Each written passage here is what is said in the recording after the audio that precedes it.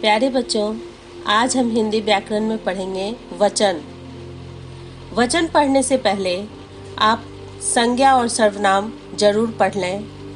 ये पाठ मेरे YouTube चैनल पर उपलब्ध है। बच्चों, मुझे आशा है कि आप लोगों ने मेरा चैनल सब्सक्राइब कर लिया होगा। तो आइए अब हम वचन क्या है इसके बारे में जानें। बच्चों, अब मैं आपके सामने कुछ पंक्तियां पढ़ रही हूँ, आप लोग इसे ध्यान से सुने।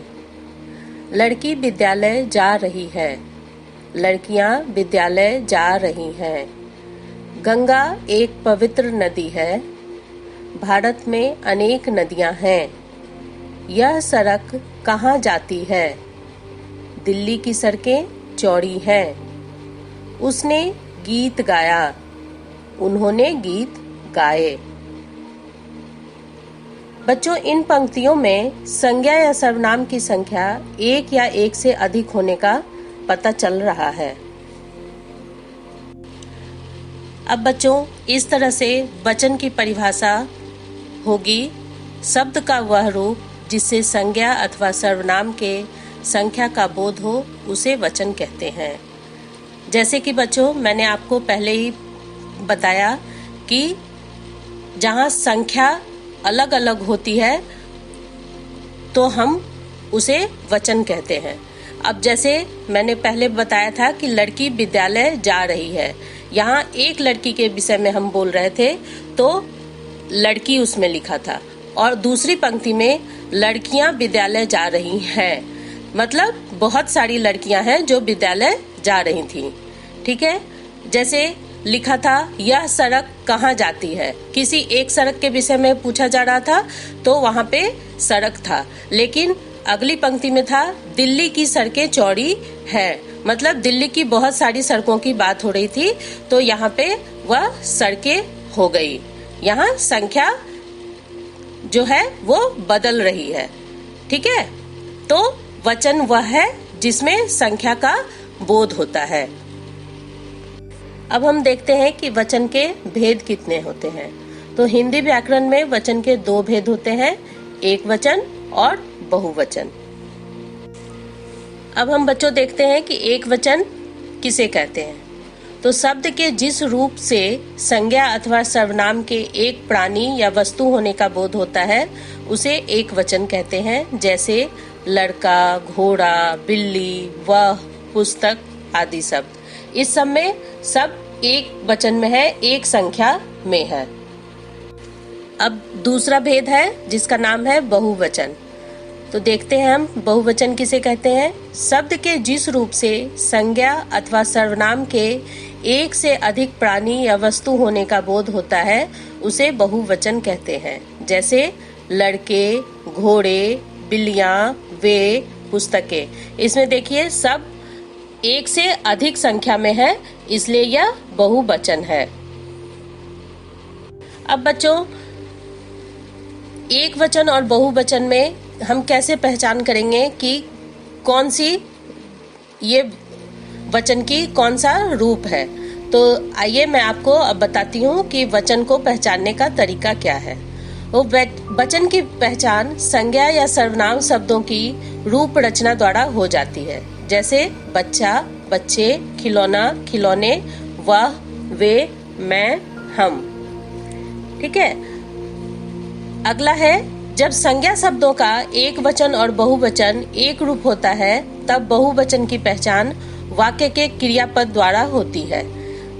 जैसे मृग घास चर रहा है, मृग घास चर रहे हैं। अब देखिए दोनों में मृग ही है, लेकिन एक में चर रहा है और एक में चर रहे हैं। तो चर रहा है एक मृग के लिए है और बहुत सारे मृग के लिए है चर रहे हैं। दूसरा उदाहरण देखिए, बंदर पेड़ पर बैठा है, बंदर पेड़ पर बैठे हैं। इसमें भी पहले वाक्य की तरह ही बंदर एक संख्या में है अगर तो बैठा है, और अनेक है तो बैठे हैं।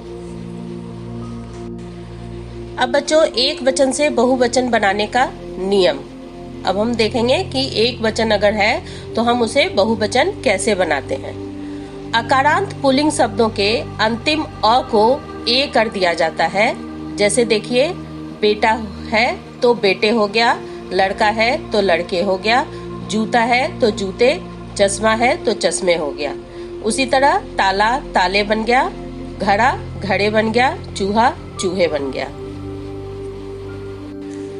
अब अगला नियम है इसका, अकारांत स्त्रीलिंग शब्दों के अंतिम अ को ए कर दिया जाता है। जैसे आँख है तो आँखें हो जाएगा, साइकिल है तो साइकिलें हो जाएगा, मशीन है तो मशीनें हो जाएगा, दीवार दीवारें, किताब किताबें, पुस्तक पुस्तकें, बहिन बहिनें हो जाएगा। अगला नियम है, आकारांत स्त्रीलिंग शब्दों के अंतिम अ को ए कर दिया जाता है। जैसे छात्रा छात्राएं, कविता कविताएं, कन्या कन्याएं, लता लताएं, कथा कथाएं, लेखिका लेखिकाएं, माता माताएं। अगला नियम है इसका, ईकारांत को और ईकारांत शब्द के अंत में या जोड़कर ई को ई कर दिया जाता है। जैसे नारी नारियां, नीति नीतियां, जाति जातियां, रानी रानियां, चाबी चाबियां, रोटी रोटियां, इकाई इकाइयां। अगला नियम है इसका, स्त्रीलिंग शब्दों के अंतिम या को या कर दिया जाता है। जैसे चिड़िया चिड़िया, कुटिया कुटिया। अगला नियम है इसका, उकारांत और औकारांत स्त्रीलिंग शब्दों के अंत में ए जोड़कर ऊ को ऊ कर दिया जाता है। जैसे बहू बहुएं, वस्तु वस्तुएं। अब देखिए इसका अगला नियम है, कुछ एक वचन शब्दों में गण जन वृंद आदि जोड़ दिया जाता है। जैसे देखिए, एक वचन में है मित्र तो बहुवचन उसका बन गया मित्रगण, प्रजा तो बहुवचन बना उसका प्रजाजन, पाठक तो उसका बहुवचन बन गया पाठक वृंद। अब बच्चों, मैं आपको वचन संबंधी कुछ अन्य बातें बता रही हूँ, आप ध्यान से सुनिए। जिन संज्ञा शब्दों के साथ जाति दल समूह आदि प्रयुक्त होता है, उनका प्रयोग हमेशा एक वचन में किया जाता है। अब जैसे उदाहरण में आप देखिए, संसद में कांग्रेस सबसे बड़ा विपक्षी दल है, जनता ने मंत्री जी का जोरदार स्वागत किया। तो यहाँ विपक्षी दल, दल जो है वो क्या है, एक वचन है। अगला जो है मंत्री जनता ने, ये भी क्या है, एक वचन में प्रयोग किया गया है। अगला इसका देखिए क्या है, पदार्थ सूचक शब्दों जैसे कि दूध घी पानी आदि जो होता है, उसका प्रयोग भी हमेशा एक वचन में ही किया जाता है।